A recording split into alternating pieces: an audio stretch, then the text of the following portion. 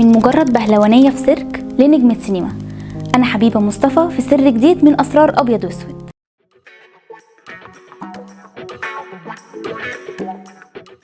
حلقة النهاردة هنتكلم فيها عن نعيمة عاكف، واحدة من أيقونات السينما المصرية في الخمسينات والستينات. ما كانتش ممثلة بس، لأ دي كمان كانت راقصة ومغنية وعندها مهارة في الألعاب البهلوانية. خلينا نبدأ بشوية أسرار عنها محدش يعرف عنها حاجة. يلا بينا. نعيمة اتولدت في طنطا سنة 1929 في أسرة كان عندهم سيرك مشهور اسمه سيرك عاكف، وهي لسه عندها 4 سنين كانت بتشارك في العروض البهلوانية والرقص، وده كان بداية طريقها لعالم الفن. وبعد كده الأسرة نقلت للقاهرة وسكنت في شارع محمد علي اللي كان مشهور بأنه مركز الفنانين في مصر في الوقت ده. لما نعيمة كان عندها 14 سنة بدأت ترقص في كازينو بديع مصابني اللي كان من أشهر الأماكن الفنية في مصر.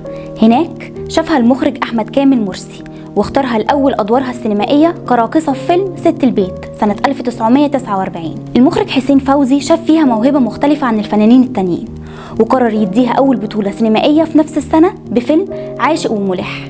بعد نجاح الفيلم ده اتعاقد معاها فوزي على أفلام كتير، مش بس كده، لأ ده كمان اتجوزها. الأفلام اللي عملوها مع بعض زي فتاة السيرك وتمر حنة خلتها من أشهر نجمات السينما في الوقت ده.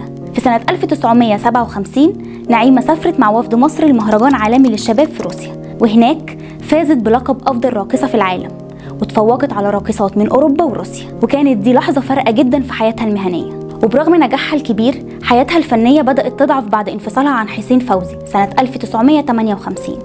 شاركت في أفلام قليلة بعدها لكن محققتش نفس النجاح اللي حققته مع فوزي، وكان آخر فيلم ليها كان أمير الدهاء سنة 1964.